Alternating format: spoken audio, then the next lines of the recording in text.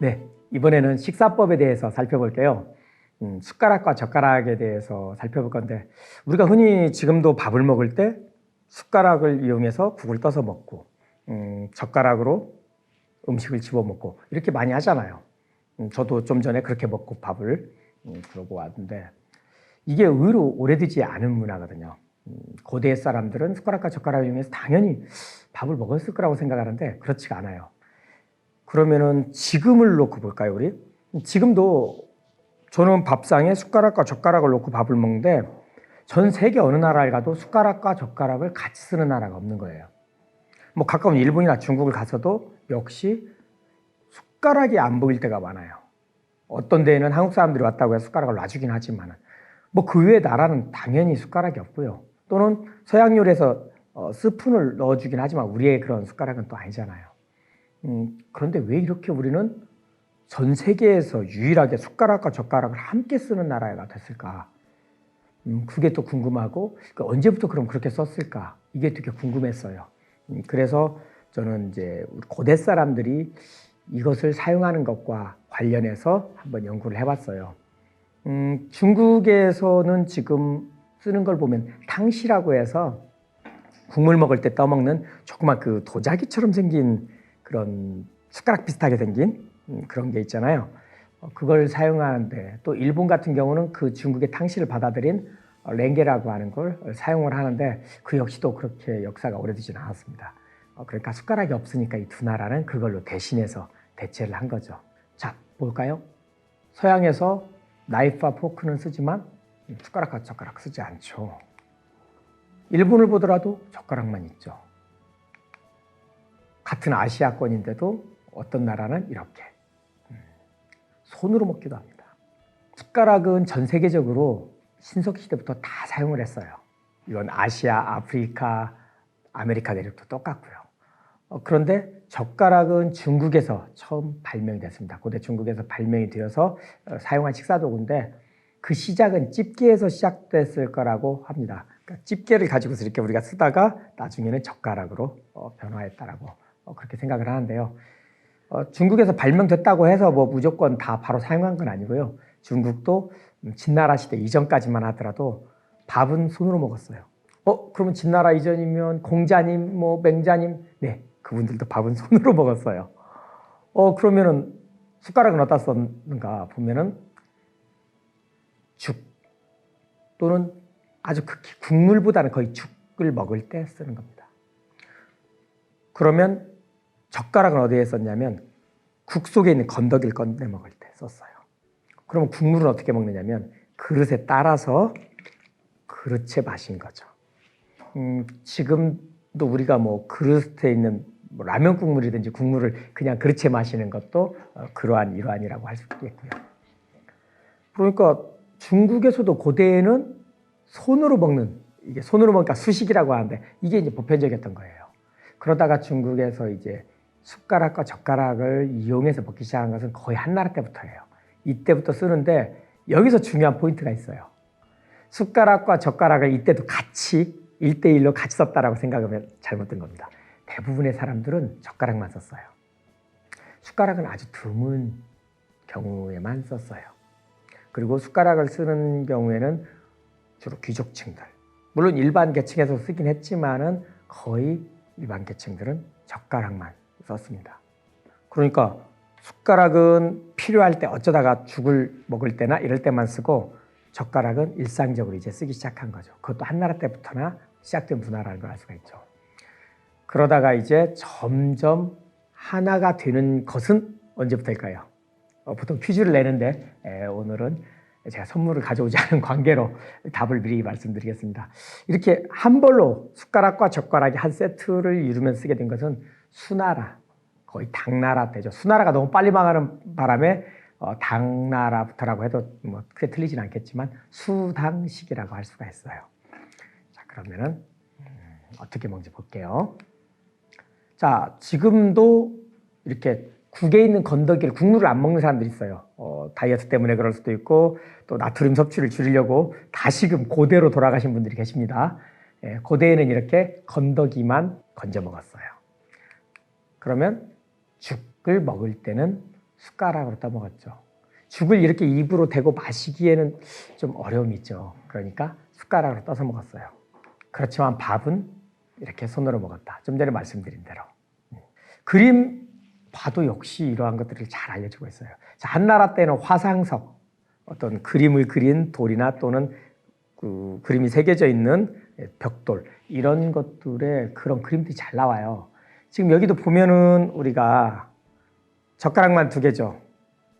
이 사람도 젓가락 들고 있죠. 숟가락은 없어요, 여기에. 젓가락만 쓰고 있어요.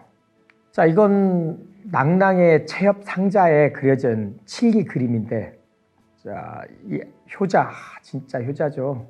효자가 그릇을 들고서 아버지를 죽을 미음 같은 걸 떠드리는 모습이 있죠. 이때 숟가락이 나오죠. 이렇게 숟가락이 나온 그림은 정말 극히 드물어요. 실제 출토된 사례도 숟가락은 많지가 않습니다. 젓가락에 비해서 훨씬. 자, 기원전 1세기경 창원 다홀이라고 하는데 무덤에서 항아리가 나왔어요. 그런데 이 안에 뭐가 있죠? 잘 보면 이게 국자예요. 칠기 국자가 들어간 거예요. 근데 국자가 들어간 채로 지금 이렇게 보존 처리가 돼서 더 이상 꺼내지는 못하고 이 상태로 이제 볼 수가 있게 되는데, 아, 국자는 그러면 뭐 숟가락과 상관이 없나요? 이렇게 보통 말들 하는데요. 국자는 숟가락하고 전혀 무관합니다. 우리가 국자는 숟가락을 쓰기 전부터 썼어요. 자, 어디다 썼냐면은 술을 뜨는데. 지금 이 항아리도 술이 담겼던 거예요. 술 항아리에 국자가 들어있었고요. 국자는 술을 뜨는데 사용을 했습니다. 아까 말씀드렸죠. 국물은 어떻게 마신다고요? 네, 그릇에 떠서 마십니다. 그런데 당나라 때가 되면은 숟가락과 젓가락이 한 세트, 한 벌이 된다고 했는데, 그걸 어떻게 하냐면요. 어떻게 할 수 있겠어요? 2가지예요. 써있네, 답이. 재질, 크기. 그전에는요, 숟가락과 젓가락이 크기가 다 달라요. 한 세트가 아니었으니까. 여러분들 혹시 공주에 가시면 문영왕릉에 숟가락 젓가락 보세요. 크기가 안 맞아요. 숫자도 안 맞아요. 그때까지 세트가 아니었어요, 우리나라는. 그러니까 다른 거예요. 근데 중국에서는 은으로 크기와 재질까지 동일하게 만들었던 숟가락 젓가락이 수나라 때부터 처음 등장하는 거예요. 이제 시작한 거예요. 이때부터. 자, 보세요. 여기도. 네. 크기하고 재질이 똑같죠. 이렇게 되는 건 당나라 때예요. 그러니까 당나라 때라면 우리로 치면 언제죠? 바로 삼국이 거의 멸망할 무렵이죠. 통일신라로 되는 단계잖아요. 중국에서 당나라 때 토낭의 그림이에요. 자, 볼까요? 여기 보면요. 선남선녀 미팅 자리 같죠? 뭐 그러진 않겠지만 보시면 젓가락과 숟가락이 이렇게 같이 있죠. 젓가락과 숟가락이 여기 숟가락, 젓가락, 숟가락, 젓가락 이렇게 나오고 있죠. 젓가락과 숟가락이 함께 쓰이기 시작한 거예요. 당나라 때 처음으로. 이제 한 세트로. 이렇게 쓰이기 시작했는데 당나라라고 해서 다 똑같은 건 아니에요. 이건 지금으로 치면 사천성의 남리완천이라고 하는 데서 그 무덤 벽화인데요. 여기를 보실까요? 여기 어때요? 쫙 젓가락만 있죠. 숟가락이 없죠. 여기는 시골이라 아직 트렌드에 익숙치 못한 거예요. 지금 세상은 변했는데 아직 이 사람들은 이 변화를 따르지 못하고 여전히 젓가락만 쓰고 있는 거예요. 왼쪽은 이 미팅 자리에는 야, 요즘 트렌드는 숟가락 젓가락이 함께 놓인데 하고 있는데 여기 아저씨들은 꼰대 아저씨들끼리 모여가지고 야, 젓가락만 놔 했나 보죠. 거의 지금 그런 상황이죠. 네. 자, 중국의 사례를 일부 본 이유는 중국의 이런 변화를 알고 우리를 대입해 보면 우리도 어느 정도 이야기를 할 수가 있으니까 우리를 보기 위해서 중국을 먼저 살펴보았던 거예요. 우리나라는 삼국시대부터 숟가락을 이용해서 밥을 먹었을 거라고 생각을 했는데 고구려에서는 2000년대 이전까지 숟가락이 하나도 안 나왔어요. 그러니까 숟가락을 분명히 썼을 텐데 왜 없지라는 생각이 들었던 거예요. 그러다가 오녀산성 발굴 보고서가 이제 2003년인가 5년쯤 우리나라에 이제 나오는데 그걸 보니까 거기에 숟가락이 나오고 젓가락이 나오는 거예요. 아, 그렇구나. 고구려도 숟가락과 젓가락을 사용했구나. 그 시기가 제4기층 아, 3세기 말에서 5세기 초구나 라고 생각을 이제 하게 된 거죠. 그런데 여기에서 또 문제가 있어요. 고구려에서 이거 말고는 숟가락이나 젓가락이 하나도 없어요. 어느 정도 없냐면요. 벽화를 보면은 벽화에 국자도 그려져 있죠. 안악 3호분에는. 또는 동시기에 중국의 벽화들을 보면 숟가락, 젓가락이 다 그려져 있어요. 그런데 고구려 벽화에는 숟가락, 젓가락이 전혀 그려져 있질 않아요. 그뿐 아니에요. 고구려에서 가장 유물이 잘 남아있다고 제가 생각하는 것이 바로 지금 동서울 고속터미널에 있는 고구려의 유적, 구이동 보리 유적이라고. 거기는 갑자기 신라군이 급습하면서 모든 걸 놓고 도망을 가서 유물이 그대로 고스란히 있어요. 어떻게 가져갈 틈도 없이. 그런데 거기에서 다른 거 다 나오는데 숟가락, 젓가락만 없어요. 그러니까 야, 정말 고구려에서 숟가락, 젓가락 쓴 건 맞나? 라는 생각은 들지만 오녀산성의 사례로 봤을 때 고구려의 귀족들이나 왕실에서는 썼던 건 맞는 것 같아요. 다만 중국과 북한 쪽을 우리가 직접 발굴하지를 못하니까 이거에 대해서는 일단 더 이상 이야기는 어렵지만 일단 사용했을 걸로 저는 판단을 합니다. 자, 이게 오녀산성에서 나온 숟가락이에요. 이렇게 짧아요 라고 생각할 텐데 부러졌어요. 예, 부러진 숟가락입니다. 자, 여기 보면은 여기 국자가 나오죠. 주걱처럼 생긴. 예, 이런 것들도 있는데 정작 숟가락은 없어요. 자, 신라하고 백제를 보면은 신라는 일제강점기 때 발굴했던 금관총이라고 있어요. 그것을 나중에 이제 2010년대 우리나라에서도 다시 재발굴을 하죠. 그때 발굴을 했지만 역시 숟가락이 그 재발굴할 때는 나오진 않았는데 일제강점기 때 발굴했던 금관총에서 5점이 나와요. 숟가락이. 은으로 만들었어요. 근데 그동안 잘 알려지진 않았었는데 희한하게 여러분들 잘 아시겠지만 신라 고분은 정말 많이 발굴됐죠. 그 많은 고분에서 숟가락 한 점도 안 나와요. 물론 무덤에서 젓가락도 안 나왔고요. 신라는 그러니까 이 숟가락이 정말 신라께 맞나라는 의심을 갖게 되는 거예요. 근데 잘 보면 금관총에서 나온 청동 사이오라든지 여러 가지 금속 유물들을 보면 이걸 고구려 수입품으로 보는 경향들이 많거든요. 청동 사이오는 아예 고구려 거 맞고요. 철 솥이라든지 뭐 나오는 유물들을 보면은 천마총, 황남대총 이런 데서 나온 것들도 대체로 고구려의 유물로 보고 있어요. 그렇기 때문에 신라의 은제 숟가락 금관총에 나온 5점은 제 생각에는 고구려 수입품으로 보여요. 그렇지 않다면은 신라의 다른 무덤이든 다른 유적에서도 발견이 돼야 되거든요. 고구려에서는 안 나와도 썼을 거라고 생각하면서 왜 신라는 그렇게 말하냐고 하면 저도 할 말이 없는데 다음 백제하고 비교를 해보면 또 그렇거든요. 백제는 또 엄청 많이 나와요. 그래서 신라를 숟가락은 쓰지 않았던 걸로 보여요. 그렇지만 신라에서 숟가락 대신에 젓가락은 5세기 때 기장 고촌 유적에서도 한 점 나왔고 그 다음에 하만 성산상성에서는 그 저습지에서 나무 젓가락이 상당 점 나와요. 그렇기 때문에 젓가락은 늦어도 6세기에는 사용했을 것 같고 숟가락은 쓰질 않았던 것 같아요. 자, 백제는 5세기 때 청주 신봉동 유적에서 청동 숟가락이 나와요. 그러니까는 청주에서도 사용할 정도라면은 그 당시 한성의 왕족, 귀족 이런 분들은 사용하지 않았을까. 뭐 여러분들 잘 아시는 문여왕릉에서도 역시 숟가락, 젓가락이 나왔고요. 사비기가 되면은 엄청 많이 나와요. 자, 이게 아까 보여드렸던 신라 금관총의 은숟가락이에요. 그리고 이게 백제 신봉동에서 나온 청동 숟가락이고요. 사비기가 되면 어떻죠? 나무 숟가락들이 많이 나와요. 청동 숟가락도 있지만 나무 숟가락들이 많다는 것은 칠이 칠해진 것도 있고 안 칠해진 것도 있다는 건 뭘 의미하냐면 상하, 고하, 막론하고 사용했다는 것을 의미한다고 저는 봐요. 왜냐하면 청동이나 은으로 사용되었다면 귀족들이 썼겠구나 라고 생각하기 쉽지만 이렇게 칠도 안 발라진 나무 숟가락을 썼다는 것은 일반 계층들이 사용했으니까 그렇지 않나 볼 수밖에 없는 거죠. 네, 이렇게. 게다가 이것뿐만 아니에요. 관북리 유적에서 나온 건 청동 숟가락이 끝부분은 연꽃 봉우리처럼 되어 있고 왼쪽에 보이는 술 부분 동그랗게 생겼는데 이건 일반 숟가락이라기보다는 음식물을 모으거나 국물을 뜰 수도 있는 숟가락이에요. 길고 이런 것들은 개인용 음식기가 아니라 궁궐 내에서 개인용 숟가락 말고 공용으로 쓰는, 우리 뷔페집 가더라도 뜨는 숟가락은 따로 있듯이 그러한 음식을 뜨거나 모으거나 할 때 썼던 그런 숟가락처럼 보여요. 그러니까 이렇게 다양한 종류의 숟가락이 백제에서 모였다는 것은 숟가락을 백제에서는 사비기에는 많이 썼구나 하는 걸 알 수가 있습니다.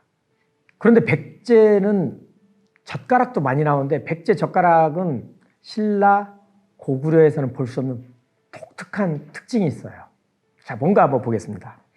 자, 여기 보시면 아까 제가 말씀드렸죠. 당나라 때 되면은 젓가락과 숟가락의 길이가 같아지고 재질도 같아진다고 했는데 길이 일단 다르죠. 그리고 젓가락은 두 쌍이잖아요. 숟가락은 세 개잖아요. 숫자도 안 맞죠. 이건 뭘 의미하죠? 아까 제가 말씀드렸듯이 함께 쓰질 않았다는 거예요. 숟가락과 젓가락을 개별로 썼기 때문에 지금처럼 쓰질 않았기 때문에 숫자도 안 맞는 거예요. 숟가락 필요할 때 쓰는 거고 젓가락 필요할 때 쓰는 거기 때문에 무덤에도 숟가락 놓는 자리에 숟가락만 놓고 젓가락으로 써야 될 때 젓가락을 놓는 거예요. 그런데 길이도 다르지만 여기 특별한 게 하나 있어요. 여기 동그랗게 돼 있는 부분. 여기 뭐가 있죠? 녹이 들어 있지만 하나는 그렇지 않은데 하나는 녹이 들었지 않은 뭔가 튀어나와 있어요. 이걸 보면 잘 보면은 귀 같죠? 바늘귀. 낙타도 통과한다는 바로 그 바늘귀죠. 네. 바로 이렇게 젓가락을 서로 짝을 잃지 않게 연결을 시킨 거예요. 이런 형식으로. 이것은 중국에서는 지금까지도 쓰고 있는데 우리나라에서는 백제에서만 이런 귀젓가락을 사용하고 그 뒤에는 쓰질 않았어요. 물론 고구려나 신라에서도 쓰질 않았고요. 잘 보시면 이건 공주의 공산성에서 나왔는데요. 이 연결된 끈은 은이에요. 은으로 연결을 했고 이 귀젓가락에 서로 연결되어서 잊어먹지 않도록 이렇게 엮었던 거죠. 이건 왕흥사지에서 나온 건데요. 왕흥사의 사리장엄을 봉안하면서 함께 넣은 건데요. 만약에 숟가락과 젓가락을 그때 같이 사용했다면 젓가락을 넣었는데 숟가락 같이 넣겠죠. 그런데 역시 숟가락이 없어요. 역시 젓가락만 사용했다는 걸 알 수가 있는 거죠. 그리고 역시 귀젓가락이었고. 귀젓가락이 나오면 다 백제구나 하는 걸 알 수가 있죠. 나무젓가락도 나와요. 아까 백제는 나무 숟가락도 많이 나왔죠. 나무 젓가락도 나와요 또. 이렇게 청동젓가락뿐만 아니라. 더 재미있는 것도 있습니다. 왕궁리에서 나온 건 옥으로 만든 옥젓가락이에요. 전 중국 자료를 보면서도 옥젓가락은 못 봤어요. 그러니까 백제 사람들은 옥으로도 젓가락을 만들었는데 이렇게 귀젓가락을 만들어 사용했다는 걸 알 수가 있는 거죠. 자, 이걸 통해서 본다면은 삼국시대에는 고구려는 5세기부터 숟가락과 젓가락을 사용했지만 따로따로죠. 사용을 했구나. 백제는 5세기부터 숟가락은 사용했어요. 왜냐? 아까 말했던 청주 신봉동 이적의 사례가 있으니까. 그러나 6세기에는 사비기 직전쯤부터는 갑작스럽게 숟가락, 젓가락이 엄청 많이 나와요. 그래서 늦어도 사비기에는 숟가락과 젓가락을 사용한 식사법이 있었다. 그러나 이것도 부여와 공주를 중심으로 또는 왕궁리가 있는 익산까지로 한정을 지어야지 나머지 지역에서는 숟가락, 젓가락이 보이질 않습니다. 물론 있었는데 유적 발굴을 하는 데서 나오지 않았을 수는 있겠지만은 주로 도성과 또는 그에 준하는 지역에서만 사용하지 않았나라고 생각을 합니다. 신라는 5세기에 숟가락이 금관총에서 나왔어요. 그러나 이것을 과연 신라로 볼 것인가 좀 의심이 있기 때문에 6세기에 다수 확인되고 있는 나무젓가락을 통해서 6세기에는 젓가락을 사용해서 식사를 했구나 하는 것을 알 수가 있습니다. 그러니까 삼국시대에는 누구나 숟가락, 젓가락을 사용한 건 아니겠죠. 지금 나온 걸로 봤을 때 백제 사비기를 제외하고는 나머지는 왕실과 귀족층을 중심으로 사용했다는 것을 알 수가 있습니다. 그러면 대부분의 사람들은 여전히 손으로 음식을 먹는 수식이 사용됐다는 걸 알 수가 있죠. 근데 일본에서도 역시 삼국지휘지 동의전 외인전을 보면은 역시 일본 애들 어떻게 썼는지 나오죠. 음식을 먹을 때 변두를 사용했다고 그래요. 이 변두가 결국은 조금 이따 보시겠지만은 우리가 흔히 고배라고 하는 굽이 달린 접시 이걸 사용했다. 즉 손으로 음식을 먹었고 고배로 음식을 담았구나 하는 것을 알 수가 있습니다. 이건 제가 직접 그 실험을 하고 나서 찍었던 건데 백제 같은 경우는 굽이 되게 낮아요.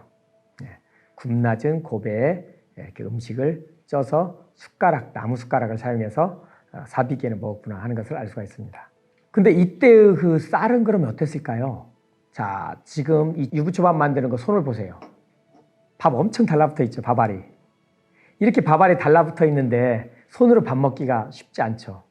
근데 오른쪽에 보이는 것이 우리가 흔히 안남미라고 하는 바로 인디카 계열 쌀이에요. 동남아 지역에서 주로 먹죠. 중국 남부라든지. 이런 쌀들은 찰기가 없어요. 그래서 이런 쌀들은 그냥 손으로 집어서 먹습니다. 그래서 동남아 지역 가면 손으로 밥을 먹는데 전혀 문제가 없잖아요. 그쪽에서는 숟가락 대신 손으로 먹는 곳이 많지만. 그래서 우리나라에서도 삼국시대에 숟가락을 사용하지 않았던 사람들 또는 그 이전에는 쌀 자체가 저는 인디카처럼 찰기가 적은 품종을 먹었을 거라고 생각을 하고요. 이러한 생각은 저 개인의 생각이 아니라 같이 공동 또 연구를 하던 일본의 이제 고바야시 마사시 교수라고 하는 음식 연구하는 연구자 역시 같은 생각을 하고 일본에서는 품종이 다르다라고 밝히기도 했습니다. 자, 이제 숟가락, 젓가락을 사용했다면은 이제 밥상을 좀 볼까 하는데요. 자, 밥상이 없다. 그러면 이렇게 먹어야 되겠죠. 시골에서 새참을 먹을 때 보시면은 자, 밥상이 없이 먹는데 전혀 문제는 없어요. 그런데 밥상이 없이 밥을 먹으려면 허리 디스크가 있는 분들은 힘들어요. 허리를 많이 숙여야 돼요. 그래서 먹어야 되겠죠. 그래서 나왔습니다. 짜잔. 자, 고배. 굽이 높은 접시. 여기에 담아서 먹으면 밥상이 없더라도 허리를 덜 숙이고 목을 덜 숙이겠죠. 자, 이게 지금 기원전 1세기에 창원 다오리 유적에서 나온 거예요. 위에는 이제 그걸 복원한 형태로 보이는데. 그리고 이 위에 보이는 것은 변투. 아까 일본에서 변투를 사용했다고 했는데 이게 바로 변투예요. 왼쪽에 있는 검은 거, 이건 두고요. 콩두자처럼 생겼죠. 그래서 콩두자 한자가 이걸 본따서 만들었습니다. 이게 변이라고 해요. 얘는 물이 새어나갈 수 있고 얘는 물이 새어나가지 않는 거. 그런데 이 변투는 어디에서 쓰는 거냐면 종묘 제례에 사용하는 것을 사진을 넣은 겁니다. 이 전통이 그대로 남아있는 거예요. 이거 작이라고 흔히들 하는 거죠. 술잔. 예전에 고대에는 저기에 술을 따라서 마셨는데 새들도 다리가 달려 있어요. 상을 쓰기 전에 또는 상이 있어도 그냥 쟁반처럼 생겼을 때는 다 이렇게 다리들이 달려 있지 않으면 너무 낮기 때문에 술잔도 이렇게 다리가 달려 있고요. 심지어는 이렇게 고배처럼 만든 상에다가 잔을 올려놓고 그리고 여기 보시면은 집게처럼 생겼죠. 이게 바로 젓가락의 원형이라는 거죠. 그림을 보시면 어떻습니까? 이게 지금 고배에 앉아서 밥을 먹는 장면이에요. 손으로 밥을 먹는 겁니다. 글자랑 비슷하게 생겼죠. 자, 그림을 보시면 고배의 뚜껑을 열고서 자, 밥을 손으로 지워 먹고 있습니다. 이 그림을 보면은 수식을 하는 장면이 그림으로 그려져 있는 거죠. 또 고대에는 우리나라도 역시 조두라고 하는 거 아마 들어보셨을 겁니다. 조두 바로 이런 것들이죠. 조두는 상이 아니에요. 보통 조두가 밥상이나 반상 역할을 했을 거라고 생각하는데 조두는 잘 보시면은 곡면이 있습니다. 이렇게 곡선이 져 있어요. 여기에 그릇을 올리는 것이 아니라 음식을 직접 올리는 거예요. 여기에 물이 빠질 수 있도록 이렇게 구멍도 뚫려 있지만 여기에 직접 음식을 올려서 먹는 것이 바로 조두입니다. 원래 이것을 사용을 하다가 이제 밥상으로 바뀌는 거죠. 자, 중국에서 전국시대 하남성 신양에서 나온 건데 칠기로 만든 밥상이에요. 밥상인데 되게 화려하죠. 지금 우리 집에서 먹는 밥상보다도 화려한 것 같아요. 그리고 오른쪽에는 중국 전한시대의 장사 마왕투에서 나온 칠기 그릇하고 밥상이고요. 이건 낭낭, 왼쪽에 있는 것은 이건 낭낭에서 나온 밥상이고 칠기 그릇. 이것은 중국 한나라 때의 밥상과 밥상 다리고요. 그리고 중국 마왕투에서 나온 건데 여기는 다리가 없어요. 이때도 역시 젓가락만 보이죠. 아까 말씀드렸듯이 숟가락이 없습니다. 여기도. 자, 그런데 여기 보면은 중국의 화상석 그림에 그려진 데 보면은 국자가 여기 담겨져 있어요. 술이 있어요. 그리고 상을 보면 상의 다리가 낮죠. 바로 이렇게 낮은 상을 놓고서 사용을 했던 거예요. 이제 고배에서 굽이 없는 상태로 가면서 상이 점점 올라가는데 아직 상이 덜 높아진 거예요. 이 상태는. 여기서 이제 점점 상이 높아지기 시작합니다. 그리고 우리 그 삼국지 도원결의 같은 거 할 때 우리 뭐 세 사람은 같이 뭐 죽을 때 같이 죽고 하면서 이렇게 딱 들고서 술 마시죠. 바로 이 배라고 하는 거예요. 귀처럼 생겼죠. 양쪽에 달려있죠. 이걸 잡고서 국물이나 술을 마시는 거예요. 이렇게. 그렇기 때문에 무덤에 이건 넣어주는 건데 술상이라고 할 수 있겠죠. 자, 중국을 먼저 보고 우리나라를 이야기를 해야 이해가 쉬우니까 뭐 꼭 중국을 제가 좋아해서가 아니라 어쩔 수 없이 중국 편을 한번 좀 넣어드렸는데요. 그렇다면 우리나라는 언제부터 밥상을 사용했는지를 이제 살펴볼게요. 우리나라에서는 물론 이제 낭낭의 사례도 있지만은 낭낭을 빼고 본다면 원삼국 시대까지는 밥상이 보이질 않아요. 그래서 삼국 시대부터 사용했다는 걸 알 수가 있는데 가장 중요한 사례가 고구려 고운벽화에 그려져 있어요. 아, 이걸 보면은 이렇게 썼구나 하는 걸 알 수가 있어요. 자, 볼게요. 원래 원도를 넣었더니 너무 좀 보기가 어려울 것 같아서 좀 다시 그림을 넣었어요. 자, 보시면은 상이 여러 개가 있죠. 이 상을 보고서 예전에 이제 주영아 선생이랑 여러분들은 이 입식의 음식이다. 즉 우리가 식탁을 사용해서 밥을 먹는 오늘날의 입식 형태다라고 하셨는데 잘 보시면 그렇지 않습니다. 이게요, 사람이 지금 여기 이 상의 높이를 보시면은 딱 자기가 무릎 꿇고 일할 수 있는 정도고요. 되게 낮아요. 의자처럼 된 요 안진뱅이 의자만 쓸 뿐이죠. 이걸 어떻게 할 수 있냐면은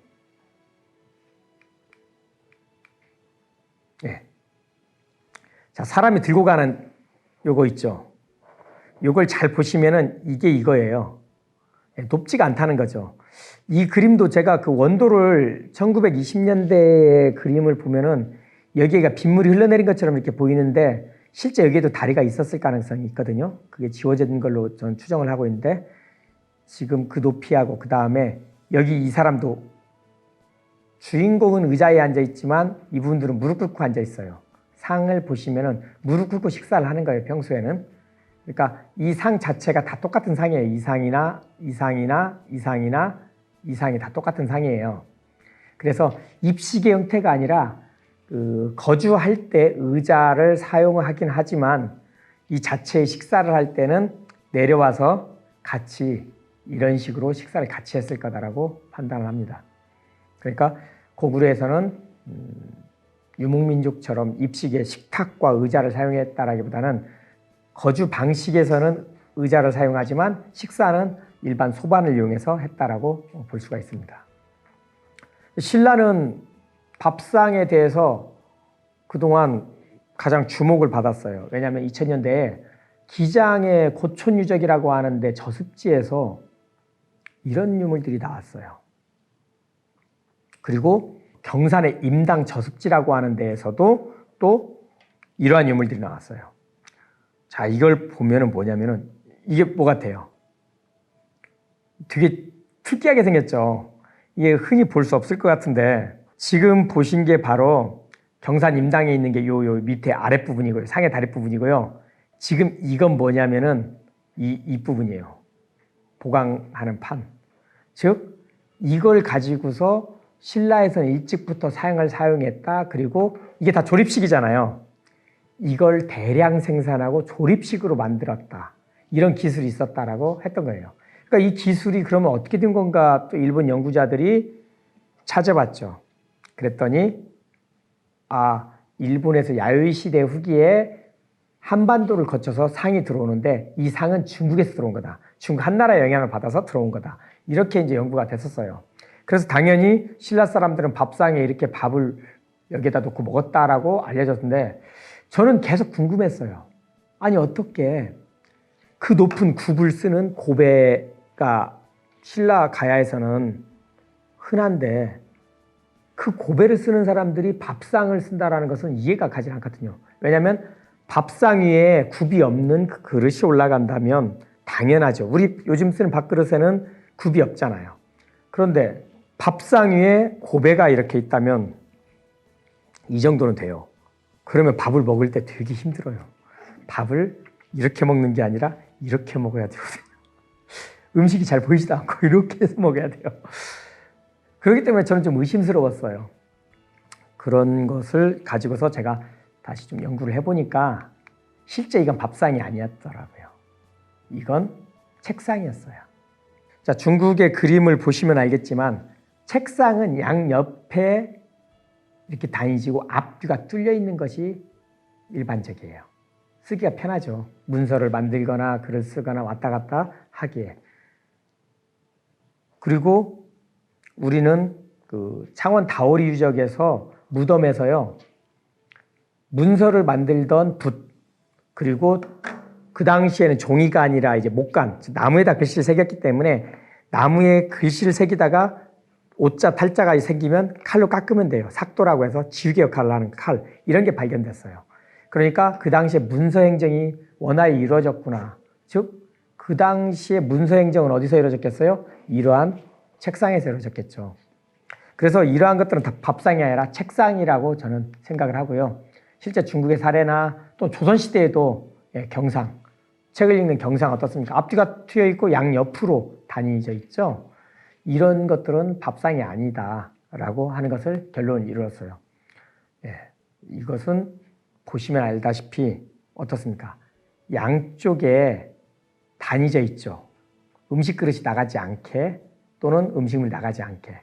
자, 이런 식으로 신라에서도 천마총에서 나온 거예요. 가장자리가 어떻습니까? 다 단을 뒀죠. 이렇게 그릇 빠져나가지 않게.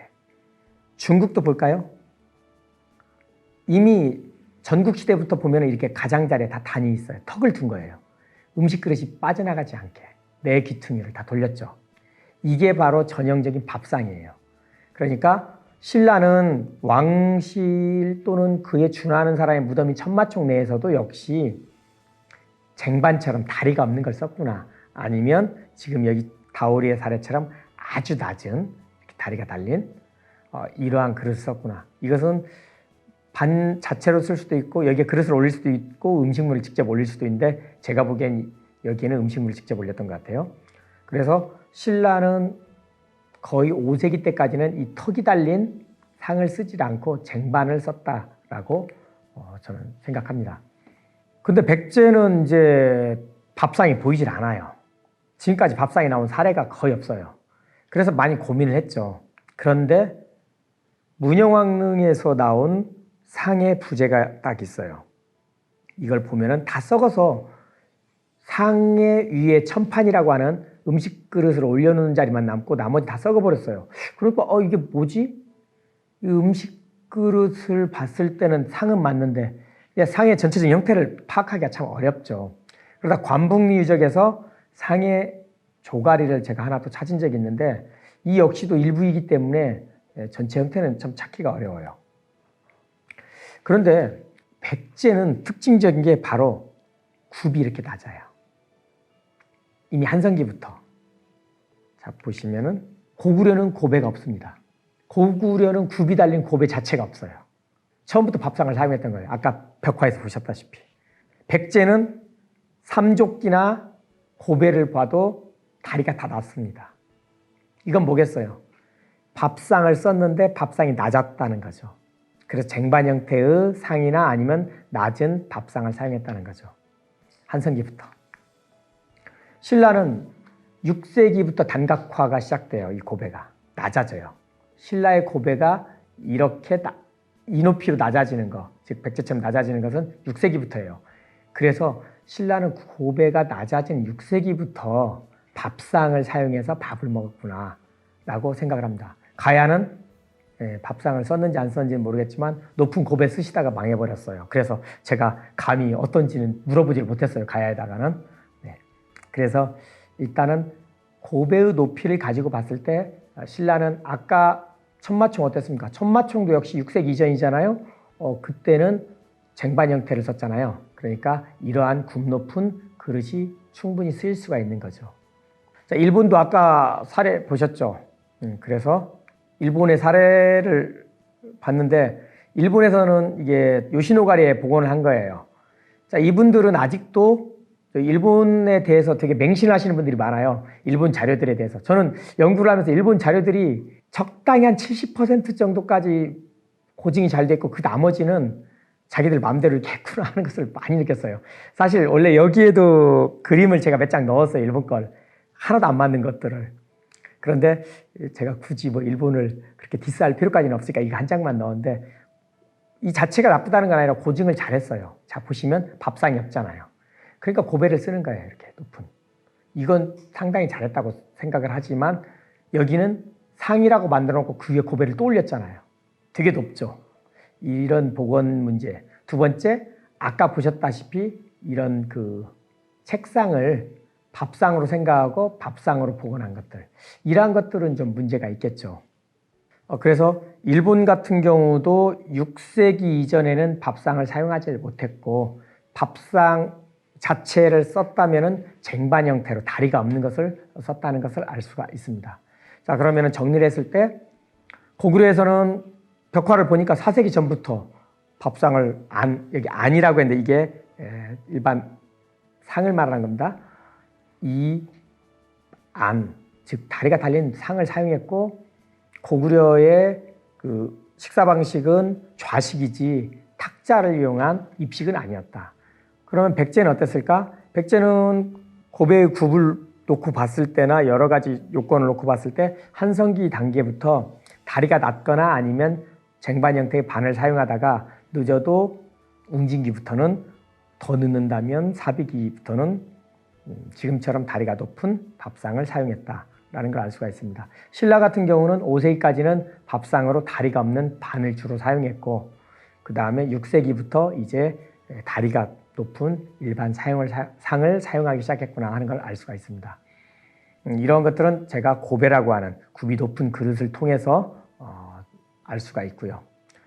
자, 이렇게 지금까지 살펴보면은 우리는 부뚜막을 이용해서 시루에 밥을 짓고 그 다음에 신발형 토기에 반찬과 국을 만들고 그리고 밥상을 사용해서 숟가락과 젓가락을 이용해서 밥을 먹은 것은 삼국시대부터다. 다만 삼국시대에는 일반인들은 아직 숟가락과 젓가락을 사용하지 못했고 그리고 일반인들은 역시 손을 사용해서 밥을 먹었다.